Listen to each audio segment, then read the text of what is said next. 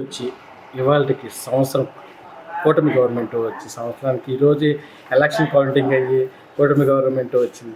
కానీ కొంచెం మంది వైసీపీ వాళ్ళు అంటున్నారు ఇది వెన్నుపోటు దినం అది అని మాట్లాడితే కరెక్టే అంటారు. ఎవరికి ఎన్నుపోటమ్మా? వాళ్ళ చెల్లికి ఎన్నుపోటు పొడిసాడు, వాళ్ళ అమ్మకి ఎన్నుపోటు పొడిసాడు, వాళ్ళ బాబాయిని ఎన్నుపోటు పొడి చంపేశాడు.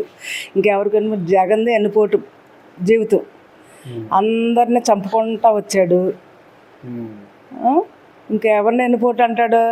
తను చంద్రబాబు నాయుడు 2014 నుంచి 19 వరకు అన్నీ కరెక్ట్గా చేసుకుంటా వెళ్ళి ఎంతో కొంత అక్కడ డెవలప్మెంట్ చేసి అక్కడ పెడితే దాన్ని జగన్ వచ్చి అంత నాశనం చేసి అప్పులు పాలు చేసి అప్పులు కుప్పలుగా చేసి ఆయన ఇష్టం వచ్చినట్టు పరిపాలించి అలా ఎమ్మెల్యేలేంటి ఎంపీలేంటి అందరూ కూడా ఎవరికాళ్ళు దోసేసుకుని ఇవాళ ఏమీ లేకుండా చేసి సంక్షేమ పథకాలు ఏమి ఇస్తున్నాడంటే ఎలా ఇస్తాడు? ఈయన నిదానంగా ఇచ్చుకుంటే వెళ్తున్నాడు.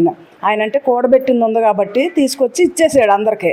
ఇప్పుడు ఈయన అప్పులు చేసి వెళ్ళిపోయాడు. దాన్ని ఎలా ఇస్తాడు చంద్రబాబు గారు? నిదానంగా అన్నీ అమలు చేసుకుంటూనే ఉండారు. ఆయన కూడా రాజధాని కట్టుకుంటూ దరిబడి సంక్షేమ పథకాలు అమలు చేసుకుంటూ ఒక దరిబడి ఎమ్మెల్యేలు అందరినీ ఒక చాటకు తీసుకొచ్చుకుని మాట్లాడుకుంటూ ఆయన చేసే పనులు ఆయన చక్కగా చేసుకుంటానే ఉన్నాడు. ఇప్పుడు వెనుపోటు దినం అని మాట్లాడటం అసలు గవర్నమెంట్ వచ్చి సంవత్సరం అయింది, దీన్నే వెనుపోటు దినం అని మాట్లాడటం. వెనుపోటు దినం అంటే ఆడి దినం అట్టాగే ఉంది. వెనుపోటు దినం ఆడు చేసుకున్నాడు కాబట్టి అందరూ అలా చేస్తున్నాడు అనుకుంటాడు. ఒకసారి ఎలా వస్తాయమ్మా? ఇప్పుడు అంతా కూడబెట్టుకుంటేనే కదా. ఇప్పుడు బియ్యం కడిగితే అన్నం ఉడికిపోద్దా? పుల్లలు పెట్టాలి, నీళ్ళు పోయాలి, అన్నీ చేస్తేనే కానీ ఉడకదు. చంద్రబాబు గారు మాత్రం ఏం చేస్తారు? ఒక్కొక్కటి చేసుకుంటూ వెళ్తున్నాడు. దానికి ఈయనేదో ఎన్నుపోటు అంటే అలా జనమంతా 11 సీట్లు ఇచ్చినా ఆయనకేం బుద్ధి రాలేదు. ఇంకా ఆ 11 కూడా లేకుండా చేస్తే కనుక ఇక అప్పుడు ఈ రాష్ట్రం నుంచి వెళ్ళిపోతాడు. గవర్నమెంట్ వచ్చి ఎలా ఉంది పరిపాలన విధానం? చాలా రాక్షసంగా, దుర్మార్గంగా, అభివృద్ధి లేకుండా, ప్రభుత్వం అంటే ఇలా ఉండకూడదు అనే విధంగా జగన్మోహన్ రెడ్డి పరిపాలన సాగింది. అందులోంచి కోలుకొని రాష్ట్ర అభివృద్ధి కోసం కూటమి ప్రభుత్వం సాయశక్తిలో కృషి చేస్తుంది. అందులో భాగంగానే పోలవరం కానీ, అమరావతి కానీ, మిగతా ప్రాజెక్టులు కానీ, వాళ్ళ రోడ్లు అయితేనేవి అనేక సంక్షేమ పథకాలు కూడా ముందుకు తీసుకెళ్లడంలో కూటమి ప్రభుత్వం విజయం సాధించిందని చెప్పారు. అంటే అసలు ఏమీ చేయట్లేదు, పథకాలు ఇవ్వట్లేదు, వచ్చి సంవత్సరం అయింది, అందుకే మేము జూన్ 4న వెన్నుపోటు దినం అది ఇదని మాట్లాడుతున్నారు వైసీపీలు. దాని మీద మీరేమంటారు? జగన్మోహన్ రెడ్డికి బుర్ర తక్కువ అనుకున్నాం. వాళ్ళ వెనకమాల ఉన్న వాళ్ళకి బుర్రలో గుజ్జు కూడా లేదు. ప్రభుత్వం ఏర్పడిన తర్వాత 3 సంవత్సరాలుగా నువ్వు చేయలేని పని ఒకే సంవత్సరంలో 4,000 పింఛన్ చేసిన ఘనత కూటమి ప్రభుత్వాన్ని. ఇవాళ అనేక రకాలుగా బియ్యం దోపిడీని కానీ, అనేక రాష్ట్రంలో ఉన్న దుర్మార్గ పాలనలో జరిగిన అరాచకాలన్నింటినీ తట్టుకొని ఇవాళ కూటమి ప్రభుత్వం చాలా ముందంజలో సాగుతూ ఉంది. ముఖ్యంగా చెప్పాలంటే జగన్మోహన్ రెడ్డి ఎన్నుపోటు అంటున్నాడు. ఏం ఎన్నుపోటు? గొడ్డలు ఎన్నుపోట, కోడికత్తి ఎన్నుపోట, రాష్ట్రాన్ని దివాళా తీయడం ఎన్నుపోట. ఒక దళితుడిని చంపి డోర్ డెలివరీ చేస్తే సుబ్రహ్మణ్యాన్ని అనంతబాబును పక్కన పెట్టుకున్న ఘనత నీచమైన చరిత్ర నీది. నిన్న గంజాయి బ్యాచ్ని వచ్చి పరామర్శిస్తున్నావా? దళితులంటే అంత నీకు లోకువైపోయారా? దళిత బిడ్డల మీద ప్రేమ ఇదేనా? ఒక డాక్టర్ సుధాకర్ని తీసుకోండి, నందిగామలో యువకుల మీద తీసుకోండి, 10 కేసులు పైన ఉన్న ఒక గంజాయి బ్యాచ్ని వెనకేసుకొని వచ్చి ఆ కుటుంబాన్ని పరామర్శించడం అంటే ఇవాళ దళితులందరూ కూడా నిన్ను చూసి అసహించుకునే పరిస్థితిలో ఉన్నారు. అంటే వాళ్ళు దళిత రోడ్డు మీద పుట్టారు వాళ్ళని, అందుకే నేను వచ్చాను పరామర్శించడానికి, అది ఇదని జగన్మోహన్ రెడ్డి మాట్లాడతారుగా. మన కుటుంబంలోకి వస్తే చంపేయండి, నరికేయండి అంటారు. అదే ప్రజలకి ఏమన్నా జరిగితే ఏమీ చేయకూడదు. ఏంటిది? మీరు ఇంతకు ముందు అరాచక పాలన సాగించారు, ఇప్పుడు గంజాయి బ్యాచ్ని కూడా స్వాగతిస్తున్నారంటే తర్వాత రాబోయే రోజుల్లో తీవ్రవాదులతో కూడా కలిసి పనిచేయడానికి మీకు ఎలాంటి అధికార ద్రావంతో ఏదైనా చేయడానికి సిద్ధపడుతున్నారని ప్రజలకు అర్థమవుతుంది. అంటే ఈ గవర్నమెంట్ జగన్మోహన్ రెడ్డి అన్న నేను ఉన్న 5 సంవత్సరాలు అసలు పథకాలు గట్టిగా ఇచ్చాను, అందరికీ సంతోషంగా ఉన్నారు, అసలు నన్ను సన్మానించాల్సింది కావాలని గవర్నమెంట్ నన్ను ఇష్టం వచ్చినట్లు పెడుతుంది, కేసులు పెనాయిస్తుంది వైసీపీ మీద, అది ఇదని మాట్లాడుతుంది. దాని మీద ఆ రోజు వారంటరీ వ్యవస్థను పెట్టి 1వ తారీఖు పింఛన్ అన్నారు. ఇవాళ కూటమి ప్రభుత్వం వారంటరీ లేకుండా పింఛన్ ఇస్తుంది. ఈ నెల 31నే ఇచ్చింది, 1వ తారీఖును కూడా కాదు. ఎందుకు చేయట్లా మీరు ఆ రోజు? ఇవాళ రేషన్ బియ్యం వ్యాన్లు పెట్టి అనేక రకాలుగా దోపిడీ చేశారు. ఆ రేషన్ బియ్యం వచ్చినప్పుడు, వ్యాన్లు వచ్చినప్పుడు అక్కడ కొంతమంది లేకపోతే ఆ బియ్యాన్ని కూడా కాకినాడ పోర్టుకి తరలించుకెళ్ళిన దుర్మార్గపు పాలన మీది. ఇవాళ ప్రతి ఇంటికి సంక్షేమ పథకాలు కానీ రేషన్ బియ్యం కానీ నిత్యావసర సరుకులు కూడా వాళ్ళ రేషన్ దుకాణాలు ఇస్తున్నారంటే అది నాదెండ్ల మనోహర్ గారి చొరవ, ఆయన చేస్తున్న పార్టీ సేవ కూడా అని ఒక రకంగా తెలియజేస్తాం. మేడం గారు చంద్రబాబు నాయుడు గారు వచ్చారు, ఒక విజిలర్ పర్సన్ ఎట్లా ఉంది పరిపాలన బాగుందండి, అంత ఐడియా లేదు చెప్పడానికి, కానీ వెళ్ళండి గుడ్, నో ప్రాబ్లం. గత ప్రభుత్వం మీదకి మార్పు ఉన్నారు కదా. చేంజ్ గానే ఉంది కదా, తెలుస్తుంది, అందరూ బాగుందని యాక్సెప్ట్ చేస్తున్నారు కదా.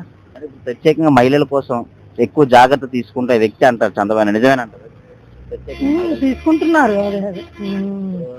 శక్తి యాప్ అని మహిళల కోసం వెంటనే ఎమర్జెన్సీ పరంగా ఏ క్షణమైనా వెంటనే ఆదుకునే విధంగా శక్తి యాప్ అనేది పెట్టారు.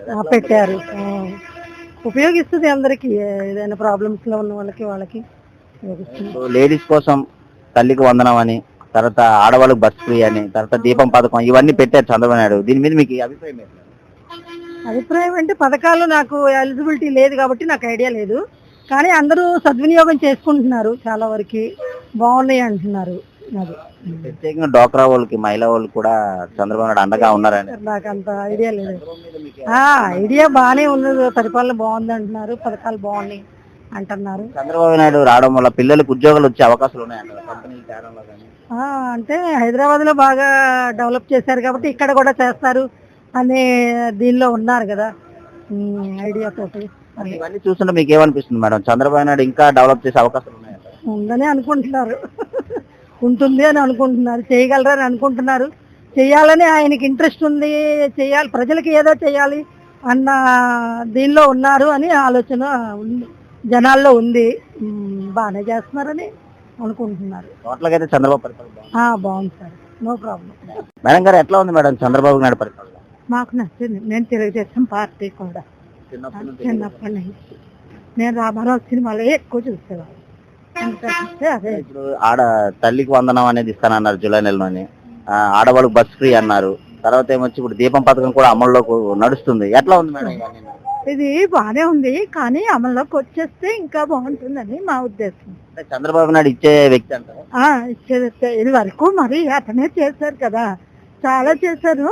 మా చుట్టాలందరికీ కూడా ఇళ్ళు కూడా వచ్చాయి, మా చెల్లికి కూడా వచ్చింది, మాకు కూడా వచ్చింది, కానీ ఇంకా ఇది లాక్ ఇవ్వలేదు, ఇస్తారు. ప్రత్యేకంగా ఆడవాళ్ళ కోసం ఎక్కువ భద్రత తీసుకుంటారు అంటారు చంద్రబాబు నాయుడు, నిజమేనా? అది కరెక్టే, చాలా బాగా అక్క చెల్లెల కింద చూస్తారు, చాలా బాగా చూస్తారు. గత ప్రభుత్వం ఎట్లా ఉండేది మేడం మహిళల? అది మేము పెద్దగా చెప్పలేమండి, అది చెప్పకూడదు. ఇప్పుడే బాగుంది, మాకు ఎప్పుడూ చంద్రబాబు నాయుడు పరిపాలన నచ్చుతుంది. ఆడవాళ్ళ మీద ఎక్కువ దృష్టి పెడతారు. అతను చక్కగా ఆడవాళ్ళకి ఏం కావాలో మగతనైనా తెలుసుకుంటారు, తెలుసుకొని డ్వాక్రా సంఘం ఇవన్నీ అన్ని బాగా ఇస్తున్నారమ్మా, బాగా చేస్తున్నారు. అట్లకైతే చంద్రబాబు మీద నమ్మకం ఉందా? మాకు నమ్మకం ఉంది, ఎప్పుడు అతనే రావాలని కోరుకుంటున్నాం. సార్ ఎట్లా ఉంది సార్, కూటమి పరిపాలన వచ్చింది, చంద్రబాబు నాయుడు గారు వచ్చారు, ఎట్లా ఉంది పరిపాలన? పర్వాలేదు, ప్రభుత్వం వచ్చినాక రోడ్లు అయితే మాత్రం చాలా వరకు బాగుపడ్డాయి. గత పరిపాలనతో పోలిస్తే మార్పు కనబడ్డారు. షూర్, ఈ రాష్ట్రానికి పోలవరం ప్రాజెక్ట్ అనే కాదు, రాజధాని అనే కాదు, రోడ్లనే కాదు, విద్యార్థులనే కాదు, అన్ని రకాలుగా ఆలోచించుకొని ముందుకు నడుస్తున్నారని మేము భావిస్తున్నాం. ఎట్లా ఉండబోతుంది అంటున్నారు సార్? ఈ 4 years ఇప్పుడు వచ్చి సంవత్సరం అయింది, ఇంకా 4 సంవత్సరాలు ఇంకా డెవలప్ చేసే అవకాశం ఉందా? షూర్గా చేస్తాం, చేస్తాం తప్పకుండా. ఇప్పుడు సంవత్సరం అయిందిగా, వాళ్ళ పరిస్థితులన్నీ చక్కదిద్దుకొని ఇంకా 4 years ఏదైతే ముందుందో ప్రజలు కూడా అదే చూస్తారు కదా అల్టిమేట్. సార్ ఇప్పుడు లోకేష్ గారు ఉన్నారు ఐటీ మినిస్టర్, అతని పనితీరు ఎట్లా ఉందంటారు? బాగానే ఉంది, పిల్లలకు ఉద్యోగాల అవకాశాలు వచ్చాయి, చాలా వరకు కంపెనీలు తీసుకొస్తున్నారు కదా, వాళ్ళ ప్రయత్నం వాళ్ళు చేస్తున్నారు, ఉపాధి కల్పించాలని కదా వాళ్ళ ప్రయత్నం. ఐటీ మన వైజాగ్లో టీసీఎస్ కూడా వచ్చింది, అలాంటి ప్రయత్నాలు చేస్తారు, మ్యాక్సిమం చేస్తారు. నమ్మకం అయితే ఉందంటారు? తప్పనిసరిగా ఉంది. ఈ రాష్ట్ర భవిష్యత్తుకి మామూలుగా వాళ్ళ ప్రయత్నాలు వాళ్ళు తప్పక చేస్తున్నారు, ఆ ప్రయత్నంలో మన రాష్ట్రం కూడా బాగుపడొద్దని మేము భావిస్తున్నాం. ఎట్లా ఉంది చంద్రబాబు నాయుడు పరిపాలన? పరిపాలన బాగుంది. ఏ విధంగా అంటారు? ఏ విధంగా చేస్తే ఉంటాయి అన్ని బాగా, రోడ్లు అన్ని బాగున్నాయి, కొంచెం మెరుగైన ఇంకా చేయాలి కదా బోల్డ్. జగన్ పరిపాలన మీద ఇప్పుడు పరిపాలన మనకు అనవసరం, ఇప్పుడు పరిపాలన ఎలా ఉన్నది అయిపోయింది, మనకు అనవసరం. ఇప్పుడు పరిపాలన బాగుంది, అలా నన్ను శుభ్రంగా బాబా ఇప్పుడు పెన్షన్లు ఇస్తున్నారు టైంకి, అంత టైంకి అందుతున్నాయి. అన్ని టైంకి కరెక్ట్ దొరుకుతారు. అంటే గతంలోని 2,500 3,000 ఇచ్చేవారు కదా, ఇప్పుడు ఒకేసారి 4,000 చేశారు. ఎట్లా అనిపిస్తుంది మీకు? మరి దొరుకుతుంది అయితే దొరుకుతా అనిపించదా? ఇప్పుడు 200 దొరికింది 4,000 దొరుకుతుంది. అలాగే అంటే చంద్రబాబు నాయుడు పేదవాళ్ళకి మంచి చేసే అవకాశం ఉందంటావా? చేస్తాను కదా. ఇంకా ఎట్లా ఉండబోతుంది ఈ 5 సంవత్సరాలు చంద్రబాబు నాయుడు? ఇప్పుడు బ్రహ్మాండంగా ఉంది సాంద్రమైన దగ్గర. ఇంకా మరి 4 సంవత్సరాలు చేస్తే అందరం మెచ్చుకొని అన్ని దీవిస్తారు. ఇప్పుడు మద్యం ఉంది, గతంలో మద్యం తాగి చాలా మంది అనారోగ్య పాలయ్యారు. అప్పుడు ఎట్లా ఉంది, ఇప్పుడు ఎట్లా ఉంది? మద్యం సంగతి దొరికిందండి. ఇప్పుడు ఎట్లా ఉంది మద్యం? దాని గురించి చెప్పకూడదు. ఇప్పుడు ఎట్లా ఉంది మద్యం? ఇప్పుడు పర్లేదు అనుకో మద్యం అలాంటి డబ్బులు ఇస్తే అన్ని అవుతున్నాయి, లైన్ కట్టాలి, అదేమో దొరుకుతాను దేనికి అప్పుడు దానికి దీనికి పచ్చ దాని సొక్కి కానీ మంచిగా మాట్లాడుకోవాలి అని కదా. ఎట్లా ఉంది? పర్లేదు బాగా నడుస్తాం. పర్లేదు, నమ్మకం అయితే ఉందంటారు చంద్రబాబు మీద డెవలప్ చేస్తారా? చెప్తారు కదా ఎందుకు చేయడు? చెప్తాను కదా ప్రమాణం చెప్తాను అన్నట్టు.